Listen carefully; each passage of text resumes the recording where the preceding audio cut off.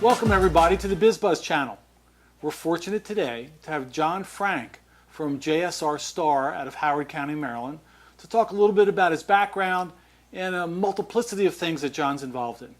So John, tell me a little bit about yourself and give us a little intro to JSR Star. Well, Larry, I'm a longtime resident of Howard County, Maryland. Born and raised there. I had a long career in public safety, working for Howard County Fire and Rescue, so I'm familiar with government agencies as well.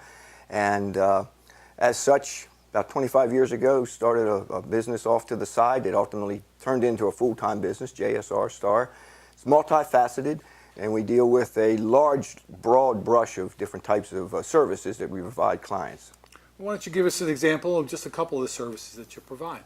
Well, we deal with the construction of various types of buildings and structures, everything from commercial buildings to agriculture type buildings, residential homes, additions to homes, and in addition to the construction part of it, we also do outside type construction activities as well. It can be trails, roads, dealing with municipalities that have parks.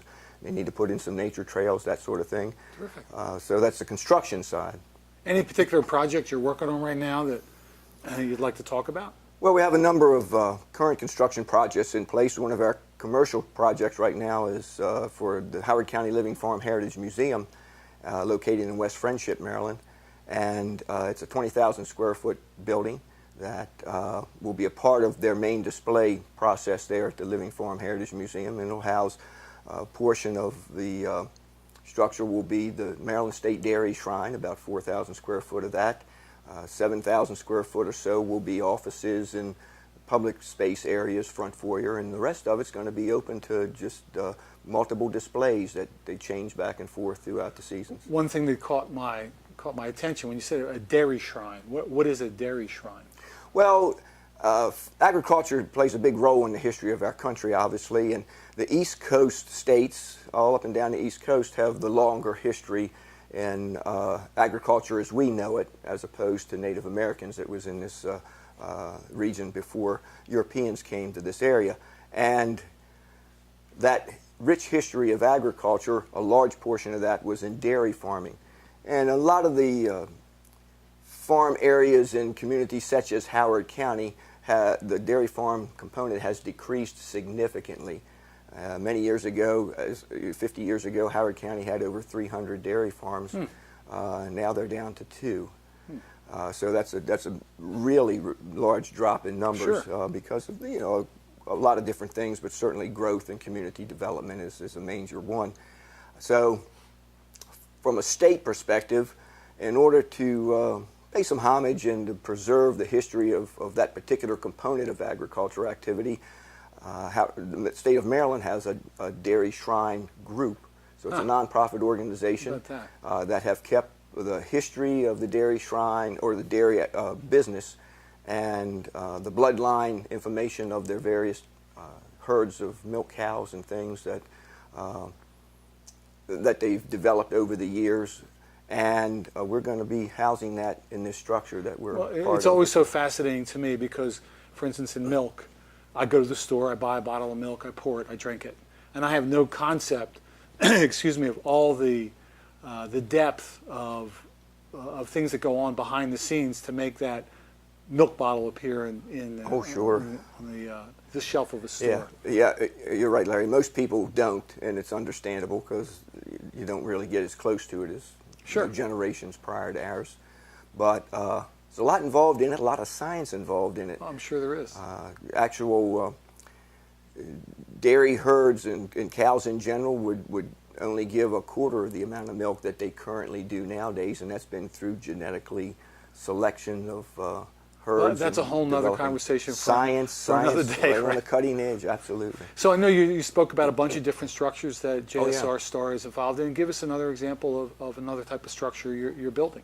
Well, we just finished up a house here not too long ago.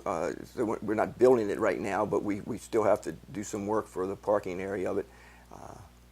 And it was a 2-story residential house, and we're really proud of it. It turned out really nice.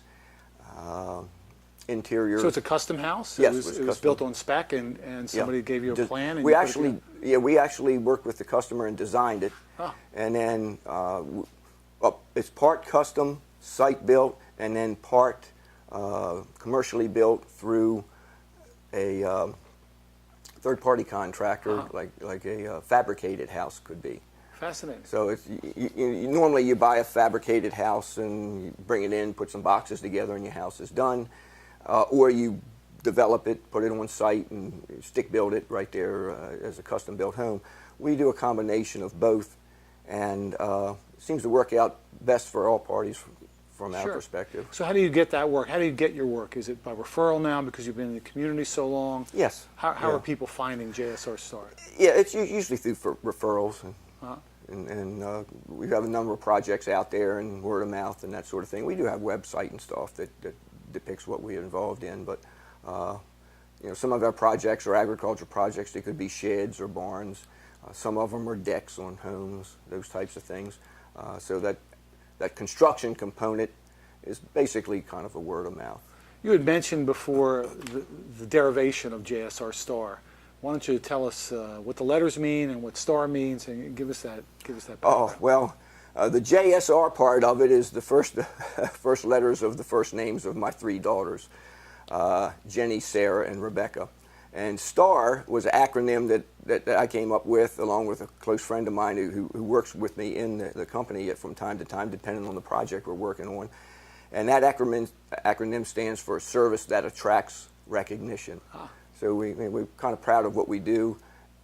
It's hard to put all that on one card. Well, we sneak it in there, JSR, STAR, right, and it does get a lot of people to ask questions, but isn't that what a business card's all about? Right, absolutely. So you have a lot of broad interests, obviously. The name indicates that. Why don't you give us some of the other interests and the things that you're involved in outside of JSR Star, or maybe things that are adjuncts to JSR Star that people wouldn't normally associate with that company? Well, JSR Star, along with some other outside interests, I play a lot of different instruments and have been playing in bands for many years. It goes back before my adult time frame, even as a young youth. And from there, it just seemed like a normal transition to get into recording and that sort of thing. So I have a professional recording studio. We do recordings for various projects, whether it could be a band or individual singers. I have a band of my own. We've been together for over 25 years, and we do all of our own recording there. And it just seemed like it made sense for JSR Star, since it does have a broad brush of services we provide. We provide that type of service under the umbrella. Oh, really? So you provide musical services for your clients as well? Yes. Yeah. We've done some work with some videographers and stuff, and we provide background music for different videos and things. Anything worthy of note? Anything that people that may see this video would know? Well, I think it's worthy of note. We did a project with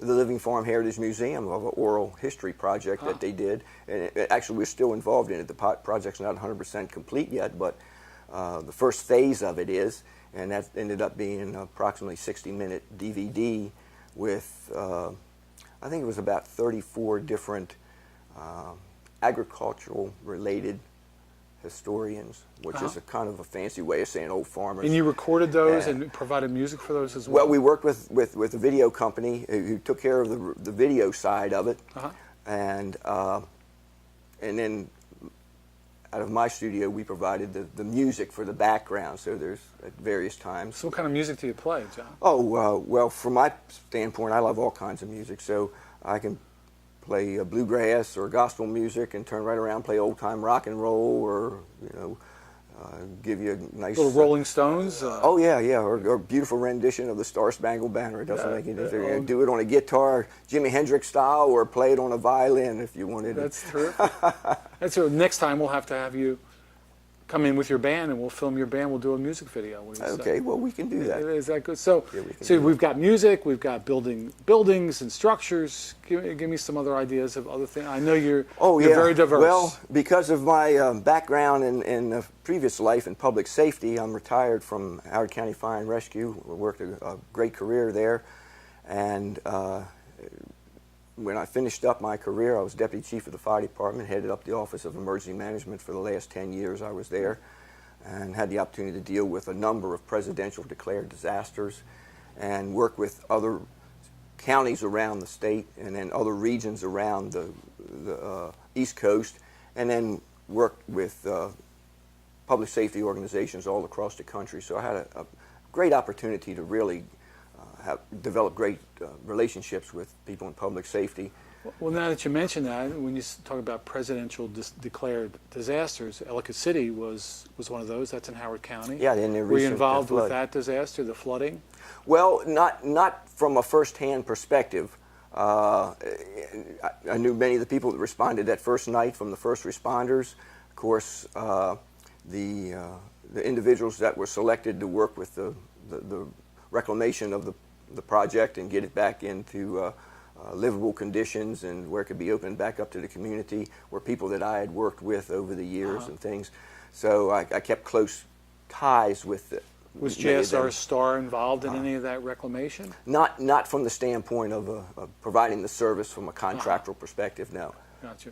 Yeah. But you were in and around it because you knew a lot of the players. Oh, yes, yeah. Must have been an interesting project, and obviously it's successful. Ellicott City is back up and running now. Well, it is in fact back up and running. They did a great job in a timely manner getting it back to where it's open to the community, but they still have a lot of challenges facing them because next big rain comes along. They haven't fixed the problem yet. Oh, they haven't? No, so you know, they've approximately $18 million so far dedicated to projects to deal with stormwater management to help minimize. I know we've had future some big storms around here, so I'm obviously they haven't had the same problem. Yeah. So again, to go back to JSR Star just a little bit, are there any other projects that you think are worthy of note that we can talk about? One that we're really trying to get out to the public's eye is our public safety awareness, and it basically deals with emergency action plans. And a lot of businesses, commercial businesses, a lot of schools, churches, places of public assembly, many of them don't have any kind of emergency action plan, Larry, and the ones that do, sometimes they aren't really hitting the mark. Sure. So we provide a service that we're more than happy to come and look at a person's business, organization, their facility. It can be an outdoor venue. It could be a carnival or a fair or festival, whatever. If they don't have an emergency action plan, they really should. And at least that's our opinion about the whole thing. And if they do have one, it doesn't hurt to review it to make sure it's actually credible. Because not all emergency action plans that's been developed over the years are really functional or credible. Is that a fee-for-service type of a business for you? Oh, sure, yeah. You're not doing that out of the goodness of your heart. No. It's Well, a good thing. We have done for a number of places, like the Living Farm Heritage Museum. We donated one to them. There's several churches that we were familiar with because of other interests, such as the band has played at several churches in the immediate area. So we went in and did some emergency action plan review and stuff for them. And one church, we actually developed a whole new plan for them. But by and large, it's meant to be a commercial venue or that we would offer for service for fee. Sure. Are there particular clients that you think you have your pulse on? I mean, schools. I mean, is there a particular client that's getting a lot of work? The smaller private schools are very important to us. We want to hit on those because they crop up in communities, and they're on small pieces of land. There's you don't have the size that you would have with such as a high school or a public elementary school or middle school. So they're vulnerable in a lot more ways. We don't hear too much about that, thank goodness, but our media nowadays lets us know almost immediately when something happens. Sure. And there's things that's going on in businesses, whether it's schools or doctors' offices or whatever, almost daily. And in most cases, aren't the employees, the owners, the folks that are in those situations very seldom are prepared for that. Well, I would think that many businesses don't even understand they need one. So the question I'm asking is, how do you get to tell? How do you inform people? How do you get the word out? One, that they need it, and two, that JSR Star provides that. Well, the way we do it, so of course, we use a lot of social media contacts, as well as some of the old-fashioned way, if you consider it that. We actually do mail-outs. And we send flyers out to, we target a group. It could be agriculture people. I mean, a lot of farms don't have an emergency action plan, and they have everything from chemicals Wow. to Yeah. heavy equipment and things that are certainly flammable or explosive. Sure. A lot of businesses don't have them, even though they may have a lot of hazards, or even if they don't have hazards and it's more of an office type setting, their structure may be located very close proximity to a highway or a train rail system or something, to where an accident in one of those circumstances would be devastating.